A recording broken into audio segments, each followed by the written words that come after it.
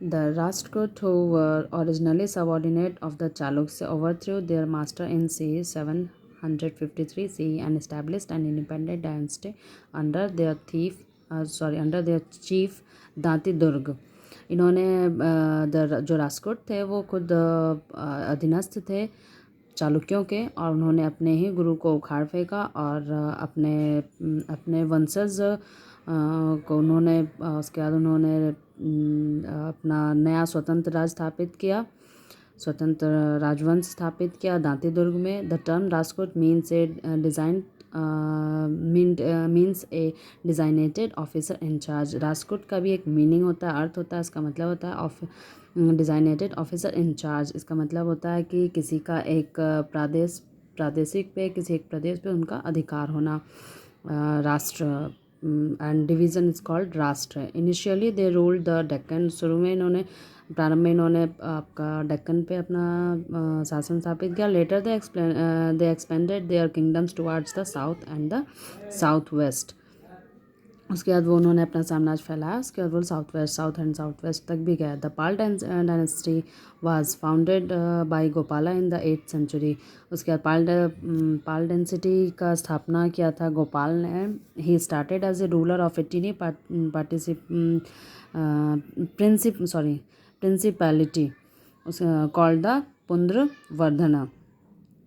इन present day Bangladesh में ये जगह है, नियर बोगरा में। एंड यहाँ बताया जा रहा है कि द पाल डायनेस्टी था, उनकी स्थापना किया था गोपाला ने 18th century में। एंड उन्होंने भी अपना शासन स्थापित किया था, एक छोटी सी रियासत के राजा के रूप में उन्होंने शासक के रूप में स्थापित किया था। In his kingdom and gradually extended his control over the whole of Bengal. बाद में इन्होंने धीरे धीरे इन्होंने अपना साम्राज्य, अपना पावर जो साम्राज्य जो है वो पूरे बंगाल पे अपना शासन स्थापित कर लिया। पाल रूलर Devpal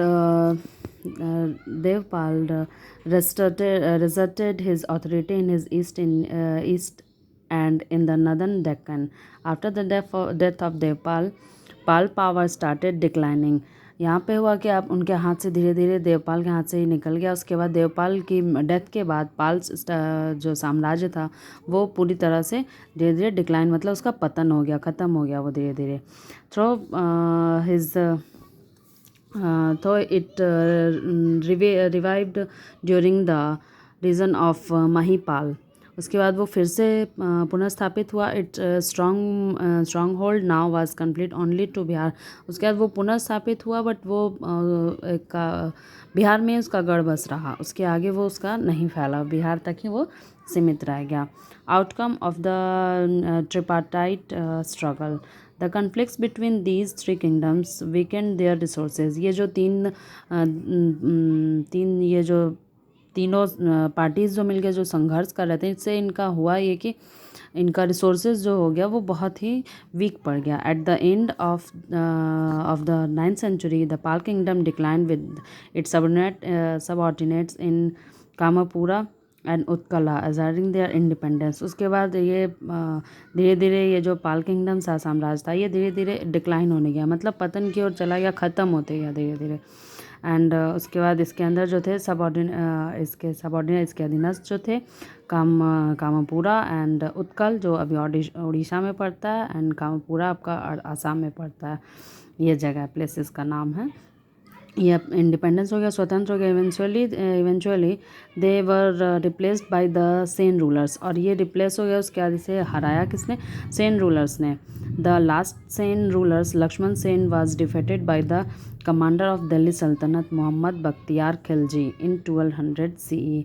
और जो द लास्ट सेन के जो रूलर थे, सबसे लास्ट उनका नाम था लक्ष्मण सेन, वो हार गए थे कमांडर ऑफ दिल्ली सल्तनत के मोहम्मद बख्तियार खिलजी से 1200 CE में। After the Sen dynasty the Deva dynasty came to power in eastern Bengal.